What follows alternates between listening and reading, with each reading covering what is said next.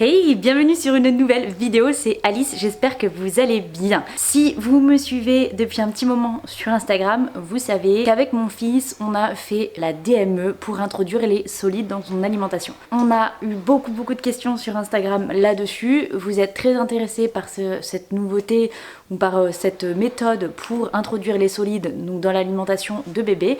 Donc aujourd'hui, comme prévu, je vous fais cette petite vidéo sur qu'est-ce que c'est la DME et comment commencer. Donc j'espère que ça vous plaira. Je précise d'entrée de jeu que je ne suis absolument pas une professionnelle. Je vous donne ici mon avis en tant que maman et en tant que pratiquante, on va dire, de la DME avec mon fils, pour vous donner les clés, nous, comment on a fait, comment on l'a mise en place, etc. Mais je vous invite absolument à vous rapprocher de quelqu'un de formé si vous avez la moindre inquiétude et de vous renseigner par vous-même, de lire des bouquins, de faire, voilà, de faire votre propre recherche aussi en amont et de ne pas hésiter aussi à vous entourer par des professionnels.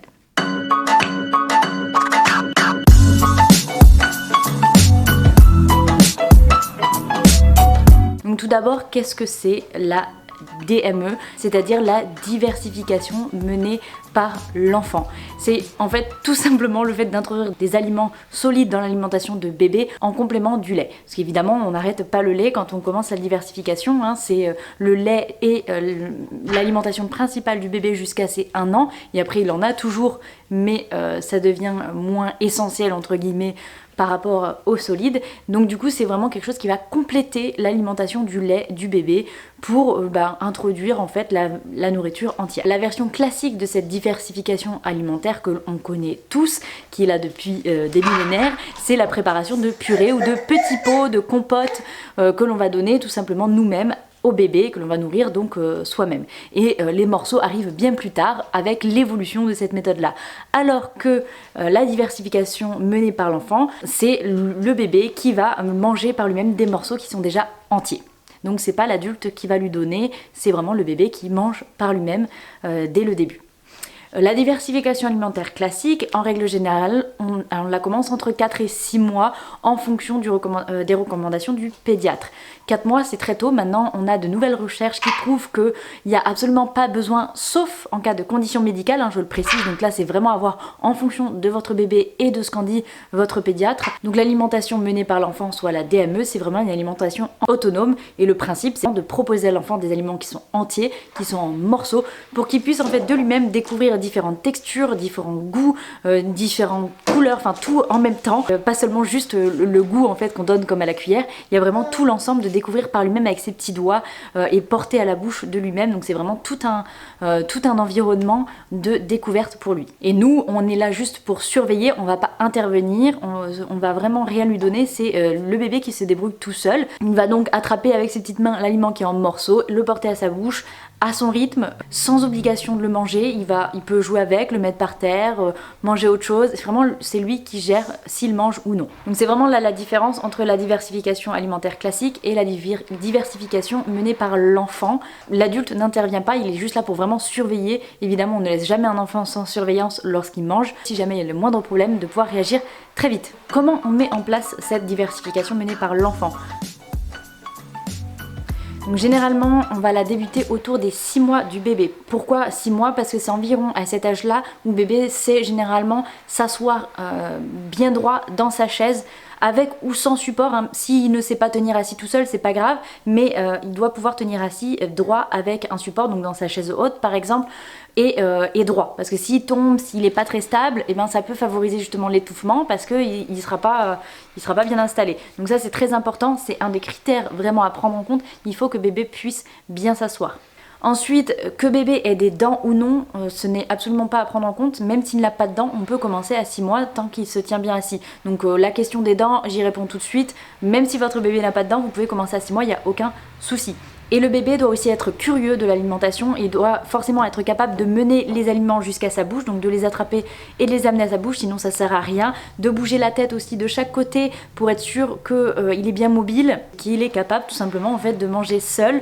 C'est ces petites choses là qu'on va regarder, on prend son temps, on n'est pas obligé de forcer l'alimentation, d'introduire les solides, parce qu'encore une fois c'est un complément du lait, donc il faut y aller vraiment doucement au rythme du bébé. Donc la première chose qu'on va faire, c'est vraiment bien installer bébé dans sa chaise haute avec un un dossier, un plateau devant lui assez large parce que comme ça on peut déposer les aliments et puis il peut jouer avec, il peut avoir de l'espace pour les poser et plutôt que de mettre directement tout par terre. Et on va lui proposer des fruits et les légumes et là on va faire quasiment comme l'alimentation classique au niveau du choix des aliments. On va commencer par des légumes, les faire petit à petit pour vérifier s'il n'y a pas d'allergie. Donc on va commencer par un légume de 3 jours, un fruit de 3 jours pour être sûr voilà, qu'il n'y ait pas d'allergie. Donc ça au niveau de ce système là, ça change pas grand chose. La seule chose qui change c'est qu'au lieu de lui donner en purée nous-mêmes à la cuillère, eh ben, on va les découper en morceaux pour lui proposer et qu'il les mange lui-même en entier. Au début, il peut avoir du mal à attraper les légumes ou les fruits, peu importe ce qu'il y a devant lui, et c'est tout à fait normal. Il faut le temps que lui il apprenne aussi à gérer. Il y a des bébés qui seront plus ou moins lourds et ça, faut pas s'en inquiéter. Il faut juste le laisser faire et quand il sera prêt, il va les attraper et les mettre à sa bouche. Donc les aliments présentés, ils doivent être vraiment assez gros pour qu'il puisse les attraper. Donc généralement ce qu'on fait c'est qu'on l'aliment au début doit être plus gros que le poing de bébé pour qu'il puisse non seulement l'attraper dans sa main mais aussi le mener à sa bouche et qu'il y ait quelque chose qui sort. Si c'est que dans son petit poing, ça risque d'être compliqué pour lui. Donc vraiment plus gros que son poing.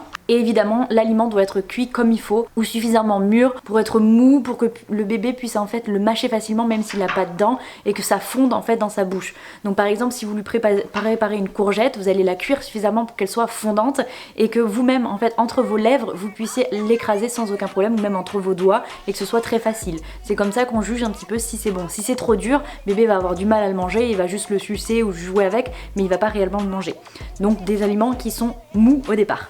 Donc il y a plein d'avantages en fait à faire de cette méthode parce que non seulement ça va développer le plaisir de manger, tout ce qui est autour de l'alimentation, de se débrouiller par lui-même, l'autonomie, la motricité fine, etc.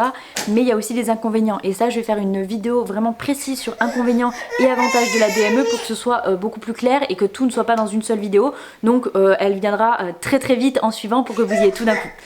Si vous entendez mon bébé qui râle à côté, hein? Oui t'as fait tomber boubou, tiens. Donc voilà, maintenant une fois qu'on sait que bébé il est bien prêt, qu'il est curieux de la nourriture, qu'il s'installe bien, qu'on est prêt nous-mêmes aussi en tant que parents à faire la DME parce que ça demande quand même du lâcher prise, eh bien on peut commencer et par quoi, qu'est-ce qu'on va présenter à bébé. Donc quel aliment on va proposer au départ? Comme je disais plutôt, comme dans l'alimentation classique, on va commencer par fruits et légumes pour vraiment varier aussi et donner de bonnes habitudes à bébé dès le départ. Et là on va les présenter soit en bâtonnet, soit en lanière ou encore en bouquet en fonction du légume. On va bien sûr favoriser les fruits et les légumes de saison en fonction de la période à laquelle vous allez commencer la diversification alimentaire et progressivement introduire des lanières de viande, des boulettes, des cakes de légumes, des féculents, des trucs un peu plus préparés et même du fromage. Mais ça viendra au fur et à mesure. Dans un premier temps on s'en tient aux fruits, aux légumes, aux patates douces par exemple, aux courgettes, à la carotte, l'aubergine, la banane c'est très facile à donner, on peut très facilement la découper en bâtonnet et c'est mou donc il faut qu'elle soit bien mûre évidemment. L'avocat aussi qu'on peut découper en tranches, tous ces petits légumes là qui sont très faciles à donner où on a très peu de préparation à faire, évidemment on les fait bouillir à l'eau sans rien et petit à petit on pourra aussi ajouter un petit peu d'huile d'olive et faire de la cuisson un peu plus importante. Mais là faites vraiment aussi en fonction de vous. Nous, Nolan mangeait les légumes que nous on mangeait. Si on faisait des courgettes, je découpais les courgettes comme il faut pour lui, mais il mangeait quasiment les mêmes légumes que nous sauf si c'était pas adapté. Si on mangeait des brocolis, je lui laissais le bouquet entier de brocolis pour qu'il puisse le manger, etc. Évidemment on évite tous les aliments qui peuvent favoriser l'étouffement, qui sont trop durs, trop petits et qui vont avoir du mal à passer. On commence vraiment très doucement et progressivement. Et au fur et à mesure où il devient plus autonome, où il est beaucoup plus curieux, où tout paraît plus fluide, et ben là on peut commencer à changer la taille, la forme et diversifier un petit peu plus les aliments. Surtout on reste toujours près de bébé, on le surveille tout au long de son repas pour être sûr justement qu'il n'y ait pas de l'étouffement et qu'on puisse agir si jamais il y a le moindre problème. On peut tout à fait manger en même temps et c'est ça l'avantage avec la DME, c'est que comme on n'a pas besoin de donner la cuillère à bébé, on peut manger nous aussi à côté et c'est vraiment un moment voilà, de partage et d'expérience pour tout le monde. Donc c'est vraiment chouette, prenez plaisir autant que bébé à le voir en fait découvrir par lui-même, manger et vraiment faire de ce moment de repas une véritable expérience et un plaisir. Donc la question qui revient souvent c'est est-ce que c'est dangereux? Et bien finalement avec toutes les nouvelles recherches récentes, ce n'est pas plus dangereux que la diversification classique, même si ça demande beaucoup de lâcher prise au début parce que ça fait peur de donner des morceaux à bébé. Si vous voulez en fait il va développer le réflexe gag ou le réflexe nauséeux, le réflexe en fait de vomi si vous voulez, il va rejeter les aliments qui sont trop gros, qui ne peuvent pas passer dans sa gorge, donc il va faire comme s'il vomissait. C'est assez impressionnant au début et ça peut faire peur, donc je vous le dis, parce que moi j'ai eu peur aussi au début, mais c'est tout à fait normal et il faut qu'il développe ce réflexe là. C'est ce qui va permettre en fait qu'il ne s'étouffe pas et qu'il recrache tout simplement avec sa langue les aliments qui ne passent pas. Et c'est un réflexe qui est très bon à développer, parce que plus il va le développer, moins il va y avoir de risque d'étouffement bien sûr, et il va pouvoir manger des morceaux. Donc au final, les risques d'étouffement ne sont pas plus élevés qu'avec la diversification classique, et d'ailleurs même parfois moins, parce que quand on habitue bébé à manger à la cuillère, du coup on va inhiber un petit peu ce réflexe nauséeux, et au moment où ils vont devoir passer au morceau, parce qu'au bout d'un moment il faut quand même qu'ils passent au morceau, c'est là où les risques sont les plus élevés parce qu'ils n'ont vraiment pas l'habitude.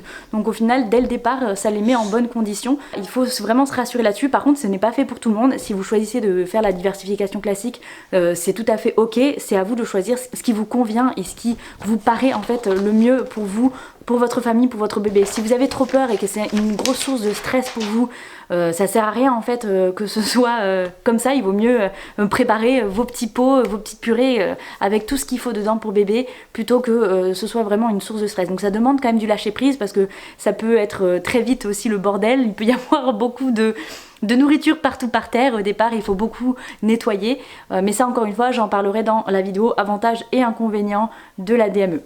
Voilà, c'est à peu près tout je pense pour qu'est-ce que c'est la DME et comment la mettre en place tout simplement, en fait le plus simplement possible. Et un conseil que je vous recommande vraiment, si jamais vous le pouvez, c'est tout simplement d'aller passer les formations de premier secours pour bébé. Ça peut énormément rassurer lorsque l'on commence à diversifier bébé. Personnellement je ne l'ai pas fait parce que j'ai déjà celle pour adultes, donc j'ai tout simplement suivi une formation en ligne pour savoir quels étaient les gestes pour bébé, mais je ne l'ai pas fait en présentiel avec le Covid etc. J'ai pas pris le risque et je ne sais même pas d'ailleurs s'il y en avait, enfin si c'était possible, mais juste pour moi, pour me rassurer, j'ai quand même voulu le faire en ligne. Je touche du bois, je n'ai pas eu à m'en servir, mais ça peut être le cas. De toute façon les risques d'étouffement ils sont là quoi qu'on fasse, donc voilà. En conclusion, la DME, c'est quelque chose où il faut vraiment lâcher prise, faire confiance à soi, faire confiance à son bébé, lui faire découvrir les choses, y aller vraiment progressivement.